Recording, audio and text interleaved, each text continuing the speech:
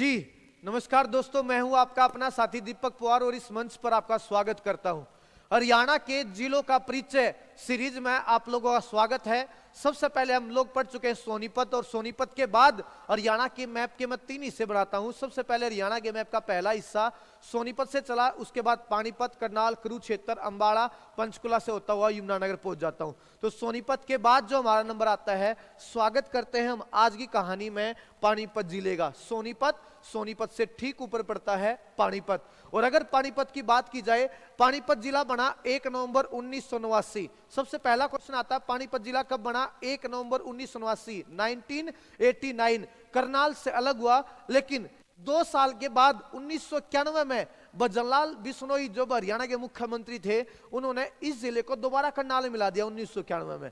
अब पानीपत के लोगों ने इसका विरोध किया और सभी लोग सड़कों पर उतर आए। उसके बाद भजनलाल ने दोबारा अपनी गलती मानी और इसको दोबारा पुनर्गठन, पानीपत से करनाल से अलग करके इसका पुनर्गठन कर दिया, दोबारा से एक जिला बना दिया। तो 2 क्वेश्चन है, पानीपत का गठन कब हुआ? 1 नवंबर 1989। और पानीपत का पुनर्गठन कब हुआ? 1 जनवरी 1992। भजनलाल ने 1991 में इसको दोबारा करनाल में मिला दिया था, बाद में फिर इसको पुनर्गठन के रूप में दोबारा जिला बनाया गया। याद रखिएगा, 1 जनवरी 1992।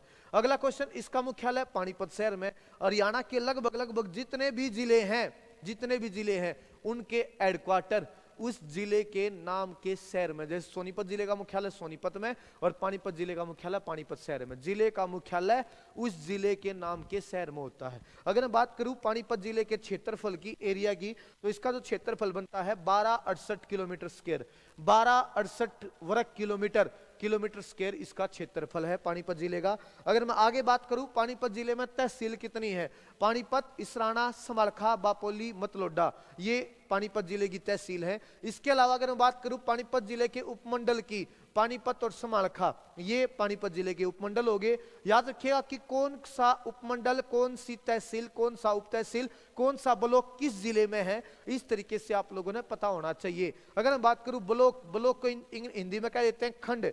ब्लॉक या खंड कितने हैं? पानीपत हो गया, इसराना हो गया, मतलोडा हो गया, समालखा हो गया, बापोली हो गया और सनोली हो गया। तो ये रहे पानीपत के ब्लॉक या खंड। अगर मैं आगे बात करूं पानीपत के बारे में, तो पानीपत की कुल जनसंख्या, और ये जो जनसंख्या वाला पॉइंट है, लिंगानुपात वाला पॉइंट है, साक्षरता दर वाला पॉइंट है, ये जो पॉइंट है 2011 की जनगणना के आधार पर है। 2011 की जनगणना के आधार पर पानीपत जिले की जो कुल जनसंख्या है वह 12,02,000 के आसपास, 12,02,811 पानीपत जिले की कुल जनसंख्या। इसके अलावा इनमें से पुरुष कितने? 6,46,000 के आसपास, और महिला जनसंख्या कितनी? 5,56,000 के आसपास, 5,56,000 के आसपास। तो टोटल लगभग 12 लाख के आसपास। पानीपत का लिंगानुपात कितना हो गया? 861 प्रति 1000, 861 लड़कियां और 1000 लड़के। और अगर मैं बात करूं पानीपत जिले की साक्षरता दर लगभग कितनी होगी? 76%। सोनीपत की 80% और इसकी साक्षरता दर है लगभग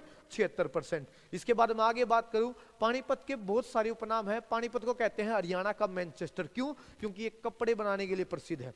मैनचेस्टर एक शहर है जो इंग्लैंड में है, और प्राचीन समय में मैनचेस्टर शहर काफी ज्यादा कपड़े बनाने के लिए प्रसिद्ध था। उसके बाद एक मान्यता हो जाती है, एक परंपरा बन जाती है, जनाब किसी भी देश की और किसी भी राज्य की जो जगह कपड़ों के लिए फेमस होगी उसका नाम मैनचेस्टर रख दिया जाएगा। और हरियाणा में सबसे ज्यादा कपड़ों के लिए फेमस कौन है? हमारा पानीपत। ये रहा सोनीपत के ठीक ऊपर पानीपत। नेशनल हाईवे 1 पे पड़ते हैं सोनीपत भी और पानीपत भी, दोनों के दोनों नेशनल हाईवे 1 पे है। दोनों में से यमुना नदी होकर गुजरती है। याद रखिए, यमुना नदी यहीं से होकर गुजरती है। सबसे पहले यमुनानगर, करनाल, उसके बाद पानीपत, सोनीपत, यमुना नदी। अगर मैं बात करूं, हरियाणा का मैनचेस्टर कहते हैं। इसके अलावा सिटी ऑफ वीवर, बुनकरों का शहर, सिटी ऑफ वीवर, बुनकरों का शहर, क्योंकि यहां आज से बुनकर कपड़े बनाए जाते हैं। इसके अलावा पानीपत को हैंडलूम, हस्तकारों का शहर कहते हैं, क्योंकि वही बात होगी, पानीपत में मशीनों के साथ साथ हाथों से कपड़ों का निर्माण किया जाता है। या पानीपत में बहुत सारी ऐसी इंडस्ट्री हैं जो मशीनी बेस ना होकर लेबर बेस हैं। याद रखिए, हाथों से बहुत सारी चीजें बनाई जाती है पानीपत में, इसलिए पानीपत को हस्तकारों या हस्तशिल्पों या सिटी ऑफ हैंडलूम्स के नाम से जाना जाता है। इसके अलावा पेट्रोकेमिकल हब, क्यों? क्योंकि बच्चा बच्चा इस बात को जानता है, पानीपत में पूरे नॉर्थ इंडिया की सबसे बड़ी ऑयल रिफाइनरी है।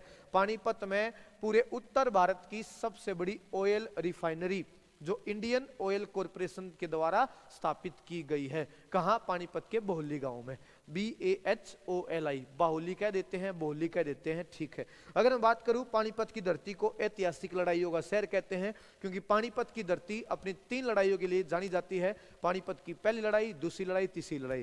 पहली 1526 बाबर और इब्राहिम लोदी के बीच, जिसमें जीत हुई बाबर की। पानीपत की दूसरी लड़ाई 1556 अकबर और एमू के बीच, जिसमें जीत हुई अकबर की। पानीपत की तीसरी लड़ाई 1761, पहली 26, दूसरी 1556 और तीसरी 1761, अहमद शाह अब्दाली और मराठों के बीच, जिसमें जीत होती है अहमद शाह अब्दाली की। अगर मैं आगे बात करूं, अगला नंबर आता है, प्राचीन समय में पानीपत को पांडुप्रस्थ या पनप्रस्थ के नाम से भी जाना जाता था। ऐसा कहते हैं, पानीपत का नाम पाणिनि ऋषि के नाम पर रखा गया था, पनप्रस्थ, और पनप्रस्थ से धीरे धीरे पड़ गया था पानीपत। उससे पहले, पनप्रस्थ से पहले इस जगह को पांडुप्रस्थ के नाम से भी जाना जाता था। अगर मैं बात करूं, पानीपत भी महाभारत के समय जो युधिष्ठिर ने दुर्योधन से 5 गांव मांगे थे, उनमें से एक गांव हमारा पानीपत, एक गांव सोनीपत और एक गांव पानीपत भी था, ठीक है।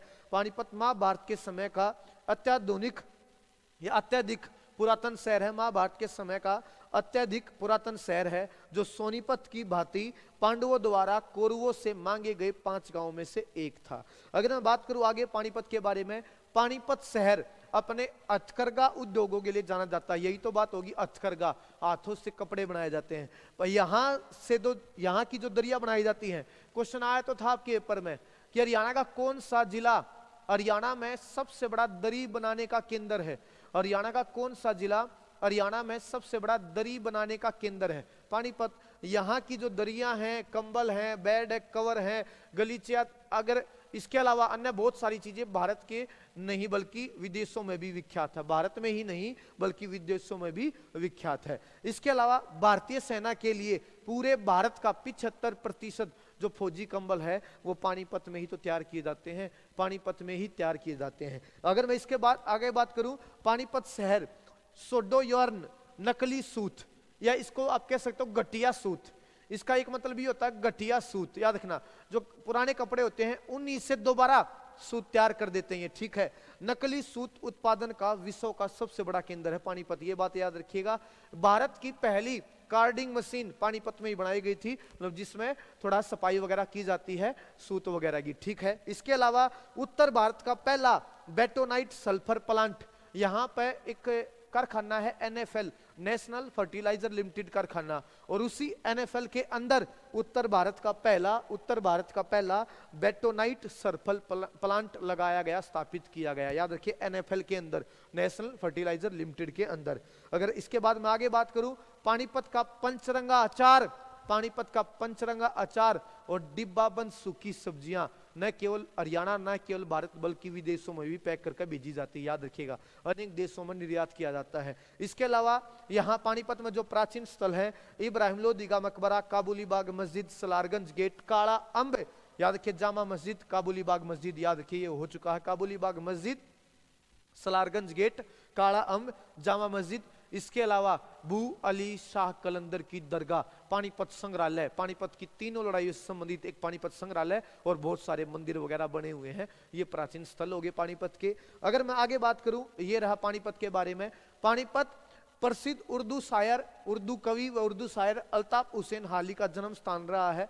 अल्ताफ हुसैन हाली ने हरियाणा के पूर्व स्वतंत्रता आंदोलन के दौरान अपनी छाप छोड़ी थी, और इन्हीं के नाम पर हरियाणा उर्दू अकादमी द्वारा एक पुरस्कार दिया जाता है, हाली पुरस्कार, वो इन्हीं के नाम पर दिया जाता है। हरियाणा उर्दू अकादमी द्वारा दिया जाने वाला सबसे ऊंचा पुरस्कार है हाली पुरस्कार, जो इनके नाम पर दिया जाता है। अगर मैं बात करूं, एक सूफी कवि और हुआ करते थे, मोहम्मद अफजल, मोहम्मद अफजल भी पानीपत से ही थे। याद रखिए, एक सूफी कवि जिनका नाम है मोहम्मद अफजल, वो भी पानीपत से ही थे। अगर मैं आगे बात करूं, ये रही आपके सामने आखिरी स्लाइड पानीपत से प्रधानमंत्री नरेंद्र मोदी ने नेशनल लेवल, राष्ट्रीय लेवल का, राष्ट्रीय स्तर का एक अभियान चलाया, बेटी बचाओ बेटी पढ़ाओ अभियान, जिसकी शुरुआत 22 जनवरी 2015 को यहां से हुई थी। पानीपत से ही प्रधानमंत्री नरेंद्र मोदी ने 22 जनवरी 2015 को बेटी बचाओ बेटी पढ़ाओ कार्यक्रम का उद्घाटन किया। इसके अलावा पानीपत की बात की जाए, पानीपत में हरियाणा का पहला अन्नपूर्णा वस्त्र एवं अनाज बैंक 2016 में स्थापित किया गया।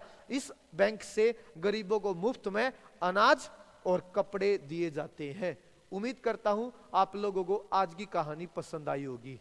तो मिलता रहूंगा ऐसी क्लास के साथ, ऐसी कहानियों के साथ, ऐसी जानकारी के साथ। अपना प्यार बनाए रखिए दोस्तों।